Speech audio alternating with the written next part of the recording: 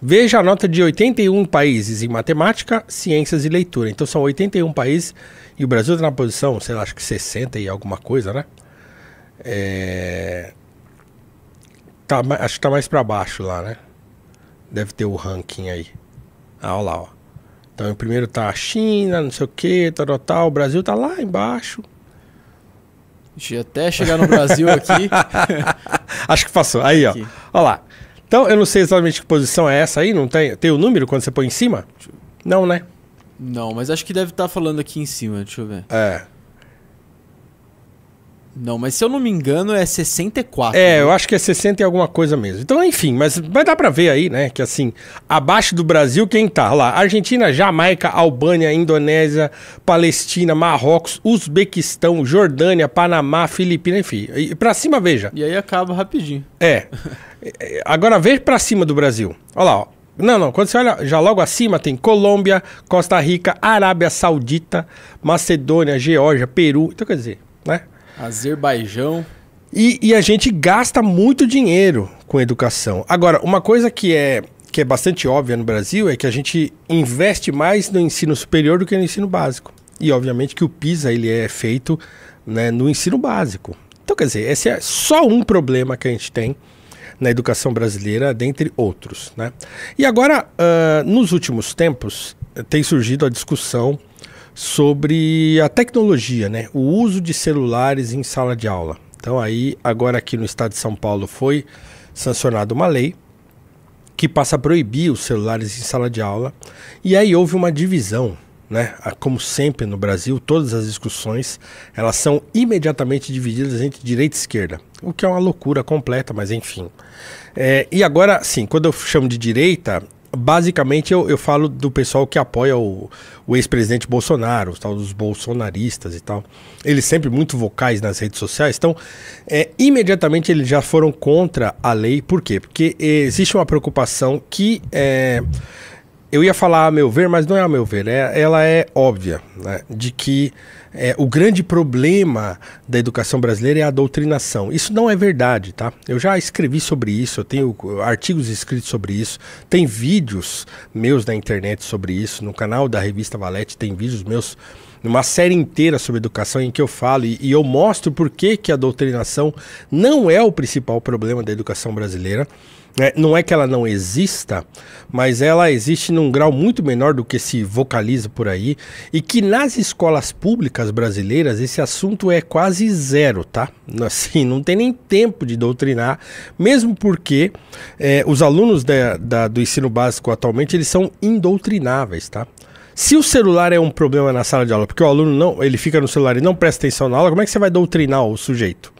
Então, quer dizer, já é uma contradição em termos você achar que, né, se você tomar o celular dele, ele será doutrinado. Por quê? Porque ele vai prestar atenção na aula, então é melhor ele não prestar atenção na aula e ficar no celular. Então, é uma discussão meio maluca isso, né? Então, não é o grande problema da educação brasileira o problema da doutrinação. Ela existe? Existe. Mas ela, em geral, acontece nas escolas de elite. Tá? Elas acontecem nas escolas, essas escolas que são caríssimas, que tem lá um ensino todo diferenciado e tal. Então, nessas escolas, não só tem muito mais tempo para você fazer esse tipo de coisa, mas você tem mais maneiras de capturar a atenção do aluno, né, com outro tipo de atividade, com outras coisas. E também os professores que vão para essas escolas de elite são professores formados em universidades públicas, maiormente nas federais ou mesmo na USP e tal. Então essas pessoas na USP ou Unicamp, essas faculdades de ciências humanas, sobretudo nas públicas, elas são muito doutrinárias. Então o sujeito sai da faculdade já com a cabeça toda virada e obviamente ele vai querer passar isso para frente nas salas de aula, né? E ele tem como fazer isso com mais efetividade nas escolas top de linha, como se diz, do que nas escolas de periferia, em que quase não tem tempo de fazer isso, e também os alunos são muito pouco preocupados com essas questões. Então, estabeleceu-se uma discussão nas redes sociais, né, todo o pessoal bolsonarista contra a lei, E aí algumas pessoas a favor, dizendo que tem que tirar o celular mesmo e tal. Assim, obviamente eu também sou a favor, né? Eu sou professor de escola pública, eu tô lá 3 vezes na semana, lecionando numa escola pública aqui no município de São Paulo.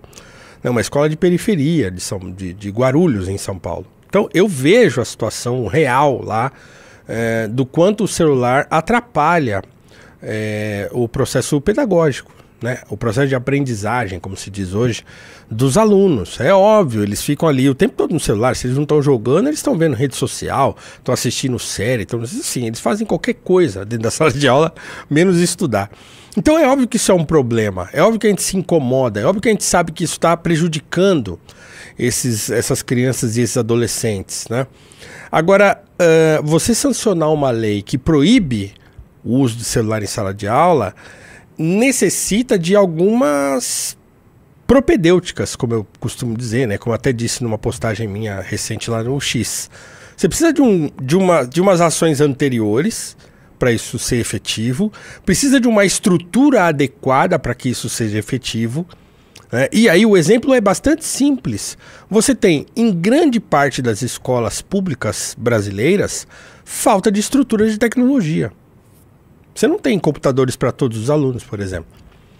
Então como é que você faz? Você tira o celular da mão dele, e ao mesmo tempo que você tira o celular da mão do aluno, você estabelece que, por exemplo, no estado de São Paulo, tudo hoje é feito por plataformas digitais. Plataformas milionárias que o governo contratou e tal. Tudo, e eu estou dizendo tudo é tudo mesmo, tudo é feito. Tem plataforma das provas hoje são feitas online, atividades de matemática são feitas online, atividades de tecnologia são feitas online, português é feito online, tudo é feito online hoje. Então quer dizer, você toma o celular do aluno e você entrega o que para ele fazer a atividade? Né? Os alunos usam muito o celular para fazer atividade. Quando fazem, eles fazem pelo celular. Então, porque isso também tem uma métrica, então vira e mexe os professores têm que fazer uma espécie de mutirão, entre aspas, para os alunos fazerem as atividades que são obrigatórias.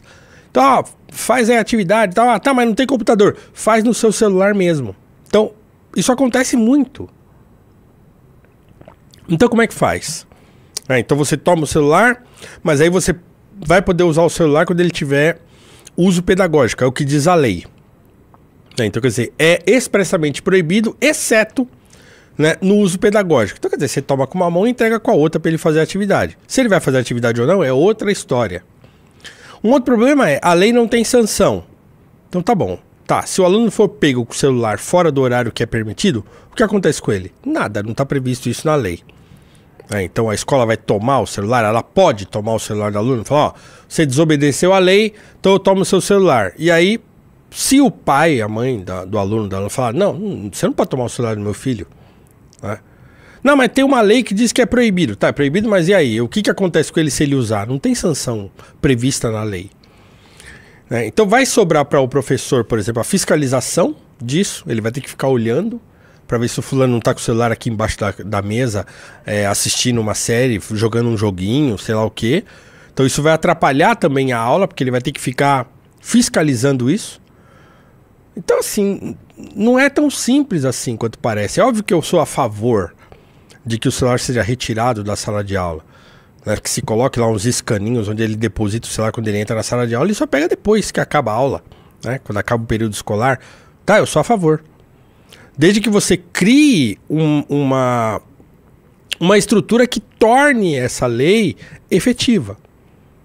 Tem computador para todo mundo? Tem tablet para todo mundo? Eles conseguem fazer as atividades todas sem fazer uso do próprio celular? Porque ele vai pegar o celular para fazer a atividade e ele vai usar para fazer outra coisa. Como eles já fazem hoje, né? Na escola que eu leciono tem lá uns 40 computadores para uma escola que tem mais de 600 alunos. Eles têm que ficar dividindo os computadores entre os professores e uma disputa. Elas têm que, né, reservar para você usar no outro dia. Então, assim, é uma loucura, né? Então, sinto informar que a intenção é boa, mas de boa intenção, como diz o ditado, né, o inferno tá cheio. Então, não adianta você ser bem intencionado só. Não adianta você só querer sancionar uma lei para mostrar serviço. Não, você tem que fazer de modo com que essa lei seja efetiva. Que haja condições de de fazer com que a lei seja cumprida. Senão ela não será cumprida. Como outras tantas leis do regimento escolar não são cumpridas. Ah, não pode ir de chinelo de dedo para a escola. Vai numa escola pública para ver. A quantidade de alunos que estão lá dentro de chinelo de dedo. Mas não pode, não pode, mas eles vão. Aí o que você vai fazer? Você não pode mandar o aluno de volta para casa quando ele vai, quando ele está, sei lá, vestido inapropriadamente, né, segundo o regimento. Você não pode mandar o aluno de volta para casa quando ele está na escola. Então tem uma série de fatores que são conflitantes. Então não adianta você sancionar uma lei que não dá conta da realidade. Né? Não adianta só assinar um papel e falar cumpra-se, não adianta. É preciso criar uma estrutura para que a lei funcione. Né? Então eu não estou falando aqui sobre ser a favor ou contra, porque eu sou a favor da lei. Eu quero que haja um controle mais rigoroso em relação ao uso de aparelhos eletrônicos na sala de aula. Né? Eu sou a favor, mas é preciso que haja condições para que essa lei seja cumprida e que também o aluno e todo o ambiente pedagógico não seja prejudicado por uma lei. Né? Que seja possível estudar sem que o celular seja um recurso a ser utilizado. Se tudo agora se faz online, complica, né? Para mim, muita coisa que foi tirada do papel tinha que voltar. E eu não vejo isso como retrocesso, não. Vou dar um exemplo simples. Agora, a leitura, porque sempre houve, né? Aulas de literatura e tal. Então sempre tem livros que devem ser lidos durante o ano e tal. As professoras de língua portuguesa e literatura trabalham com esses livros do currículo e tal. Agora não tem mais livro de papel. Então tem uma plataforma digital, chama Leia São Paulo, aqui em São Paulo, pelo menos é assim. E ele acessa os e-books. Então assim... Eu acho o e-book um recurso, mas eu não acho que ele deve substituir o livro de papel. Né? Eu gosto do Kindle e tal, eu tinha mas quebrou. Eu gosto, tal, acho que é um recurso. Mas você não pode tirar da mão do aluno o livro de papel. Eu acho um prejuízo isso. Ele tem que ter contato com o livro de papel. Se transformar tudo em online, em digital e não sei o quê, eu acho um prejuízo. Ninguém escreve mais à mão. E tem que escrever à mão. É bom escrever à mão. Ativa neurônio. Tem que escrever à mão. Então é isso, gente. Então eu acho que só sancionar uma lei não adianta, tá? É preciso que essa lei esteja dentro de um ambiente, de uma estrutura em que ela seja efetiva, tá? E eu acho que não é o caso dessa lei que acabou de ser sancionada aqui em São Paulo. E eu também não acho que, como falei, que essa grita toda em relação à doutrinação é uma bobajada, tá? Que é você comprar a briga errada, como sempre esse pessoal faz, compra as brigas erradas, e nada disso vai trazer efetivamente melhoria para a nossa educação, certo? Professor, o RS perguntou qual seria a forma adequada de fazer isso. Eu acho que tem várias formas de fazer. Eu acho que a primeira forma é a que eu falei. Então, assim, você não pode criar todo um ambiente de educação que necessita de aparelho eletrônico e você tomar o aparelho eletrônico do aluno sem dar a ele um recurso com que ele consiga fazer a atividade. Esse é o primeiro problema. E é um problema básico que todo mundo deveria enxergar. Tem gente que não está enxergando ainda. Eu escrevi isso lá no meu Instagram. Tem gente lá falando como se eu não tivesse dito isso. Então, assim, esse é o primeiro problema. As escolas não têm equipamento eletrônico suficiente para que os alunos utilizem. Se a escola não tem, o que ele tem que fazer? Usar o dele. Não é isso? Ou ele não vai fazer a atividade. Mas as atividades que são previstas no currículo de educação, quando eu, por exemplo, professor, entro numa sala de aula e dou uma aula, aí eu tenho que ir lá no meu diário, que também é online agora, e aí eu vou lá e tico lá, faço um tique na aula que eu dei. Preencho lá umas coisas e tico. Quando eu dou um tique naquela aula e salvo, automaticamente é disparada para os alunos uma atividade online. Então, imagina, cada professor que entra numa sala de aula hoje em dia e dá uma aula e tica lá, é disparado uma atividade para os alunos. Então, os alunos têm por semana dezenas de atividades para fazer. E essas atividades só podem ser feitas num prazo de 48 horas. Senão trava, senão encerra o prazo e ele não pode fazer mais. Claro, o professor pode ir lá depois aumentar o prazo e tal, mas automaticamente ele tem 2 dias para fazer. Cada aula que é dada dentro do currículo normal, formal, formativo, e o professor vai lá e tica na aula que ele deu, é disparado uma atividade para os alunos. Então assim, tudo é feito online. Se eu não dou para ele um recurso para ele fazer a atividade, ele não vai fazer. Então é óbvio que os professores vão ter que devolver o celular para o aluno para ele fazer a atividade. Óbvio, isso vai acontecer. Não é eu acho que vai. Vai acontecer. Eles vão ter que pegar o celular de volta para fazer a atividade que o professor vai propor em sala de aula. Então esse é o problema, tá? O problema principal é esse. Você não tem uma estrutura de tecnologia nas escolas que permitam que os alunos abram mão do telefone celular. Então, eu sei que tem lugares no Brasil, o Brasil é um país imenso, tem estados brasileiros que estão muito melhor, que as escolas são mais bem preparadas. É óbvio que as escolas particulares, privadas, a maioria delas já tem mais infraestrutura e tal, mas as escolas públicas não têm. Pelo menos no estado de São Paulo, não tem. Você tem uma ou outra escola que tem computador, que tem lousa digital e não sei o que, tal, mas é uma ou outra só.